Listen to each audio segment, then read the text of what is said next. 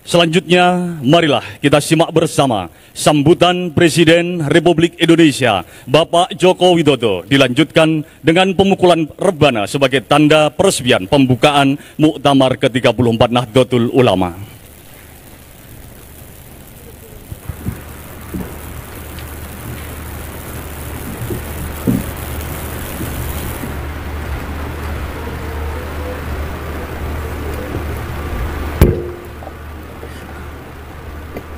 Assalamualaikum warahmatullahi wabarakatuh.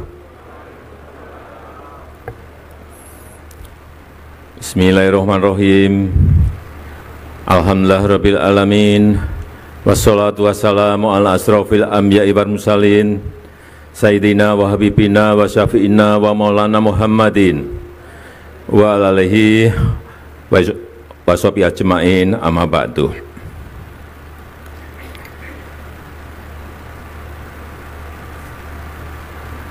Yang saya hormati, yang saya muliakan Wakil Presiden Republik Indonesia sekaligus Mustasyar PBNU Profesor Dr. Kiai Haji Ma'ruf Amin beserta Ibu. Yang saya hormati, yang saya muliakan Rais Am Pengurus Besar Nahdlatul Ulama Bapak Kiai Haji Miftahul Ahyar beserta seluruh jajaran Syuriah. Yang saya hormati, yang saya muliakan Ketua Umum PBNU Profesor Dr. Kiai Haji Said Agil Siroj beserta seluruh jajaran Tanfiziah. Yang saya hormati Ketua dan Pimpinan Lembaga-Lembaga Negara. Yang saya hormati Wakil Presiden Republik Indonesia ke-10 dan ke-12 Bapak Dr. Andes Yusuf Kalla.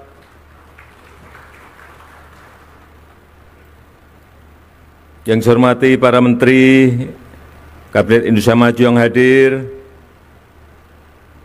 seluruh jajaran Mustasyar PBNU, yang saya muliakan para kiai, para masyayikh, para alim ulama, Gubernur Provinsi Lampung beserta seluruh bupati dan wali kota yang hadir.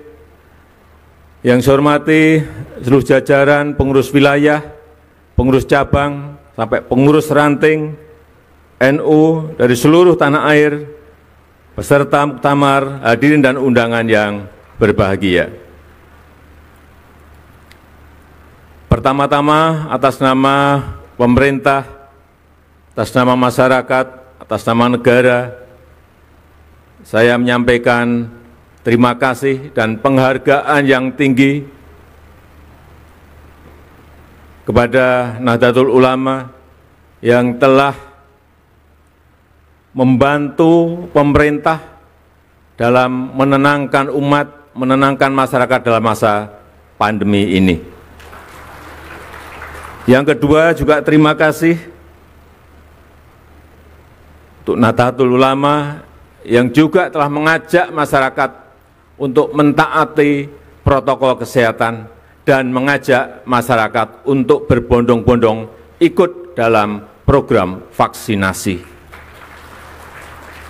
Ini saya rasakan betul betapa ajakan para kiai, ajakan para ulama betul-betul berdampak pada meningkatnya keinginan masyarakat untuk ikut vaksinasi. Pada awal-awal program vaksinasi, begitu keluar yang namanya vaksin AstraZeneca, banyak daerah yang tidak mau mengambil. Padahal saat itu stok yang banyak adalah AstraZeneca. Tetapi begitu Saat itu ada telepon dari para kiai dari Jawa Timur, Pak Presiden, silahkan semuanya vaksin dikirim ke Jawa Timur, kami terima. Besoknya saya ke Jawa Timur, betul, para kiai berkumpul dan benar-benar semuanya mau menerima vaksin itu. Setelah itu, semua daerah satu persatu mau. Inilah pengaruh para ulama, para kiai dalam mengajak masyarakat untuk ikut vaksinasi. Kita tahu di bulan Juli, tepatnya pertengahan Juli, 15 Juli, kita berada pada posisi keadaan yang sangat mencekam. Ngeri saya kalau menceritakan. Semua rumah sakit di Jawa dan Bali penuh. Oksigen kurang. Obat habis, kekurangan. Kasus harian saat itu 56.000. 56.000, sehingga rumah sakit tidak mencukupi. Di lorong-lorong rumah sakit, semuanya pasien-pasien antri untuk bisa masuk ke ICU. Alhamdulillah, berkat dukungan dari NU, kemarin kasusnya Alhamdulillah hanya 216 kasus per hari di seluruh tanah air. Kalau kita memiliki 514 kabupaten kota, kasusnya hanya 216, artinya di setiap kota dan kabupaten itu hanya ada setengah kasus. Kemudian vaksinasi, sampai hari ini kita telah menyuntikkan 263 juta vaksin kepada masyarakat.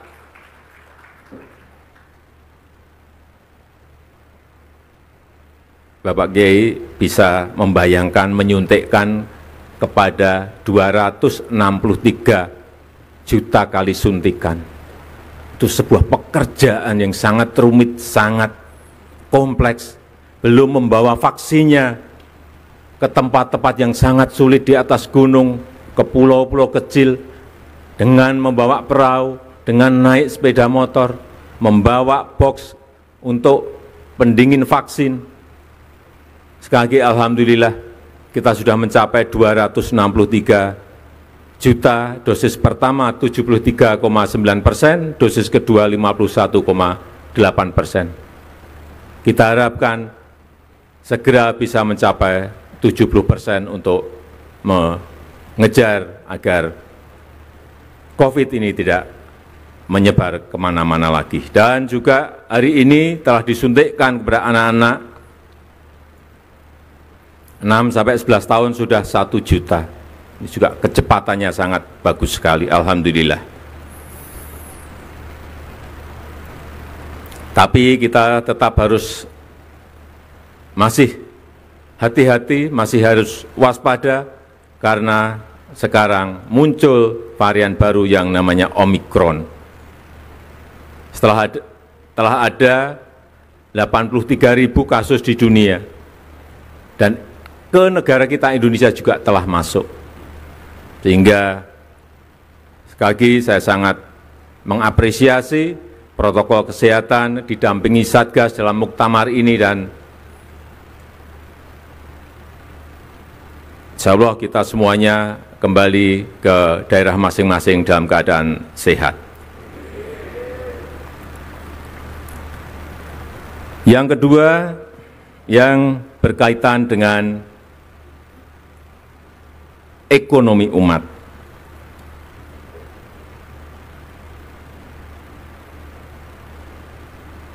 Kita tahu banyak yang disampaikan mengenai masalah pemerataan, seperti tadi juga Bapak Ketua Umum PBNU juga menyampaikan. Memang kita harus berbicara apa adanya, pemerataan bukan sebuah hal yang gampang untuk lakukan. Tetapi saya melihat bahwa kekuatan di NU sekarang, anak-anak muda yang pinter-pinter, santri-santrinya yang pinter-pinter, yang keluaran banyak dari universitas-universitas yang besar dari seluruh negara yang ada di dunia ini, apabila ini bisa dirajut dalam sebuah kekuatan lokomotif, saya meyakini ini bisa menarik gerbong yang ada di bawah untuk bersama-sama dalam rangka mensejahterakan kita semuanya. Saya menawarkan yang muda-muda ini dibuatkan sebuah wadah, bisa PT atau kelompok usaha, dan pemerintah. Saya menyiapkan, kalau siap, saya menyiapkan konsesi.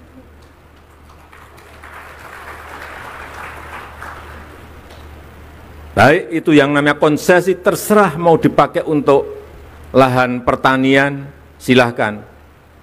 Saya juga ingin menyiapkan konsesi minerba.